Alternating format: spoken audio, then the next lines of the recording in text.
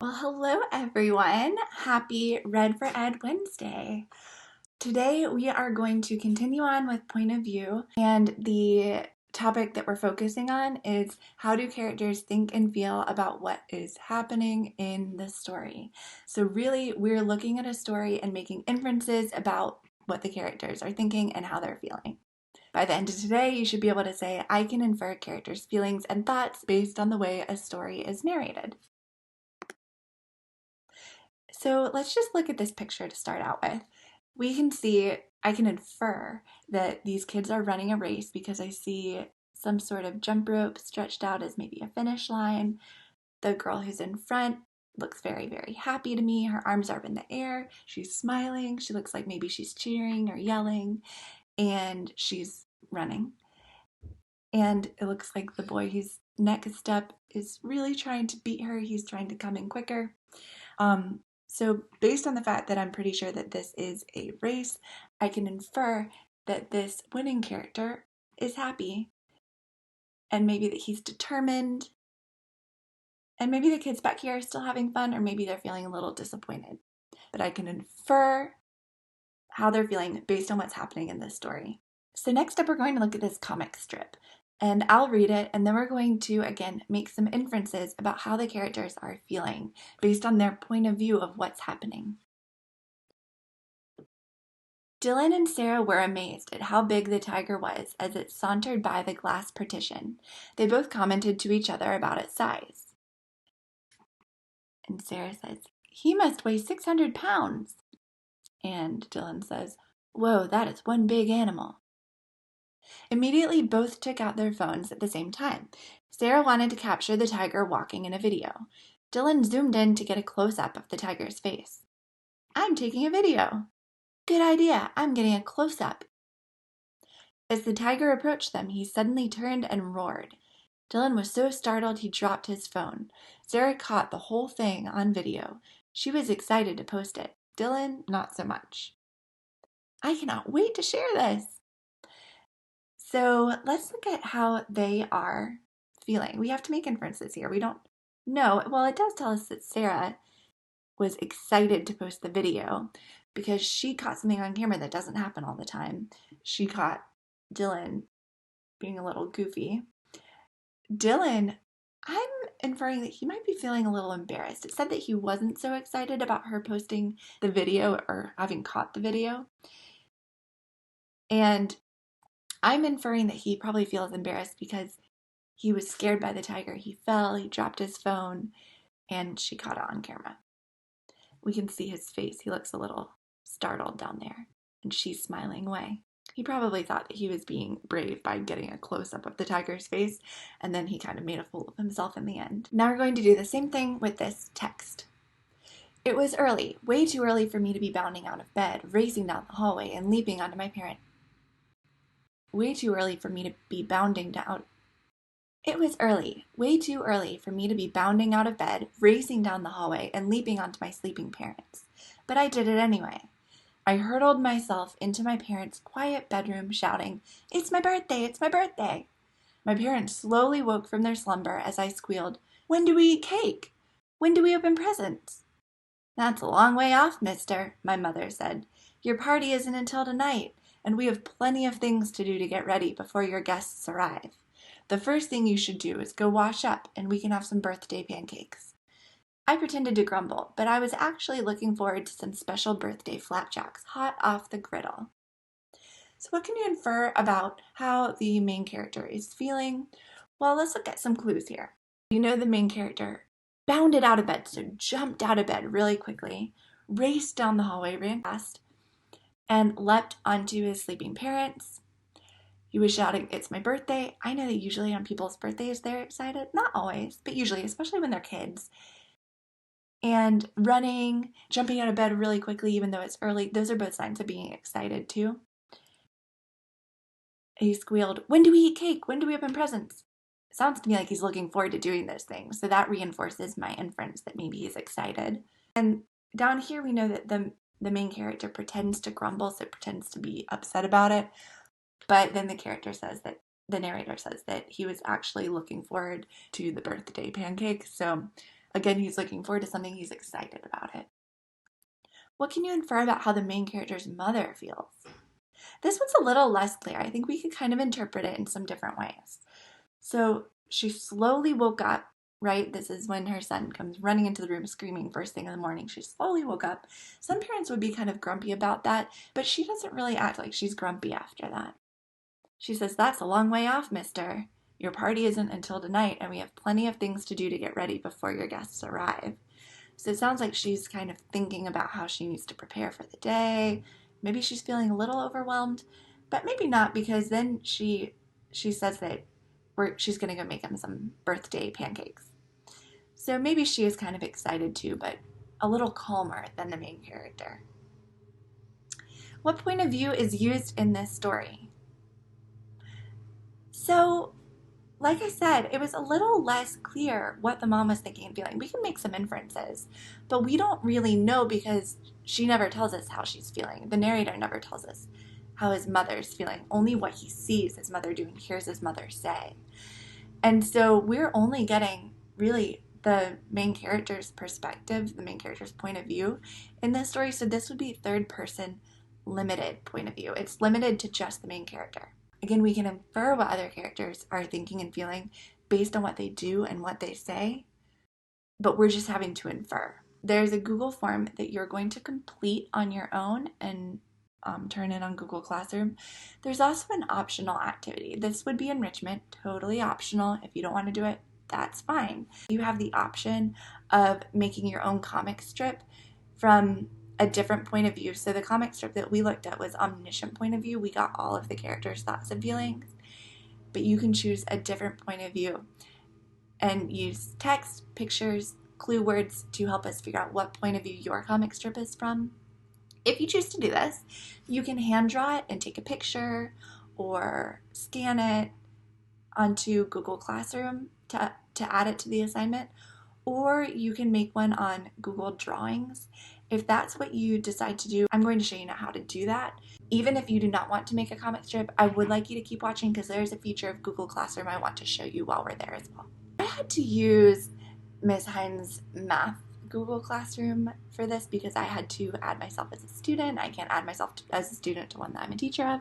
So ignore the fact that it's math. You'll be doing this in the remote learning classroom. The first thing I want to show you is we're on the stream right now. The stream shows you the most recent things that have happened. However, sometimes we post the lessons in advance. If this is how you are accessing your assignments, you're probably feeling a little overwhelmed and confused each day when trying to figure out what you need to do. What I would recommend that you do is instead of going to the stream, click on classwork. This is going to be the best place for you to access everything you need to do. From this page, it's broken into categories. So on the remote learning page, you'll see remote learning resources, you'll see math, you'll see reading, you'll see science and social studies. And so, for example, for math, you would just go to the top assignment each day. That would be the newest one. And for reading, you'd go to the top assignment each day because those are the newest, most recent lessons for you to do. On the left, you can click the different categories just to get there quicker. So if you don't want to scroll down, you can click on the quick check category and it'll take you to the quick check category. Back with all the topics, there's some important links on here as well. First of all, Google Calendar. If you click this, it will take you to your Google Calendar.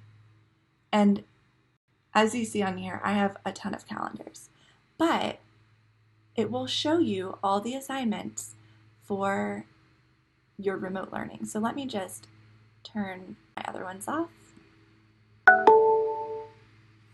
What you're seeing here is the Google Calendar with all of the assignments from the remote learning classroom. So you can see the office hours for each teacher. You can see assignments when they're due. You can see when the lessons are posted. This is going to be really helpful for you in figuring out when things are due. The next really cool feature on Google Classroom is this button here. It says view your work.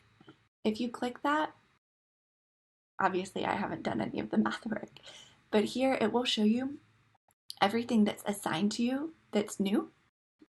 That if it says assigned next to it, that means it's due coming up. It's not past due. You're not missing it. You're not late with it. It's just something that you need to do. And it, I believe, will be written in green. If you see something written in red that's missing, and you can even click these to sort them, that means it's something that was due already and you need to go ahead and hurry up and get it done, get it turned in so that we can give you credit. And then if you hit something that says returned with grade, I don't have any, but that means that you've done it, you've turned it in, and I've returned it to you with a grade on it. And you can check to see what grade you got if you got full credit.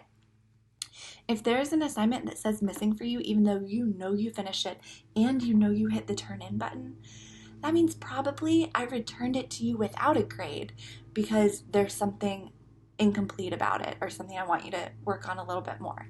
If that's the case, I will also have given you a little message, a private comment on there telling you what you need to tweak in order to turn it in again. There's also the possibility that maybe you finished the Google form, but you didn't hit the turn in button. That would be marked as missing too if it's past due. So make sure you do all of those steps every time. All right, so now let's go back. So we're back on classwork, and I'm going to show you how to make a comic strip.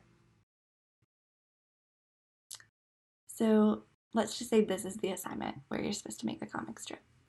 You'll go here and you'll hit add or create. If you drew one and you want to upload it, you'll hit file and you'll have to upload it from your computer. If you've not made one yet and you want to make one on Google Drawings, you'll actually come down to create new.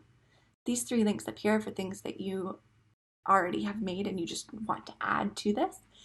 But for create new, you'll come down and click on drawings. And that will create a Google drawing for you and attach it to the assignment and open it up. So now I'm in a Google drawing and it gives it a name already so that it's attached to that assignment. And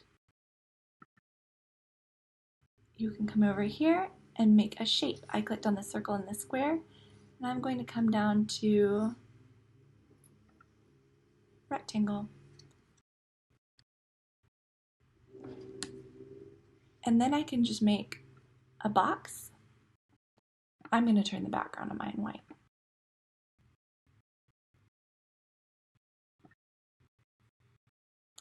And then I'm just going to copy and paste it. So I'm hitting, on my computer it's Command C, yours might be Control C, and then Control or Command V, and that makes a new one. I'm just going to put it here, make another one, and another one.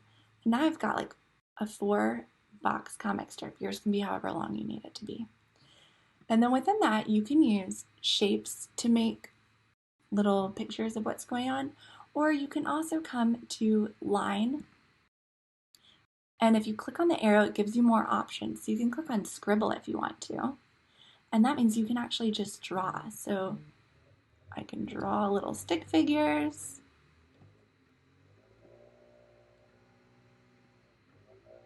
This is even easier if you're using an iPad and you have a stylus or something. You can play around with these other features as well. So if you click on polyline, for example, you can just click every time you want it to go to a new place, and then I'll make a shape for you. You can fill that shape in if you want, whatever color you want it to be. And if you just want your regular mouse back, you click on the mouse again. And if you want to add text, you can come over to callouts and choose one of these to have the characters using if you want. Here's a thought bubble, that's even better,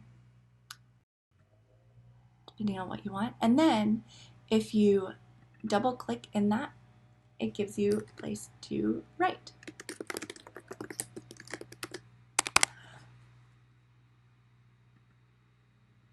So you can play around with these features to figure out how to make a comic strip if you would like to. If you need any help, please get on during my office hours and I can absolutely help you with that. I'm not sure how much other teachers know about Google Drawings or how much they'd be able to help you, but I can for sure help you out with this. This is my jam. If you see my little picture up here, I actually made that with Google Drawings. You wouldn't know it by looking at this guy, but I promise I did. So that's really the extent of it today.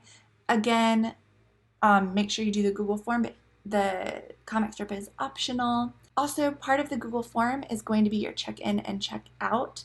And so there's space there for you to tell me how you're doing. It could be related to school or just your personal life. And you can also give me some feedback in the check-out on this lesson, what you liked, what I can continue to do or do differently to make lessons better for you in the future. And I hope you have a wonderful afternoon.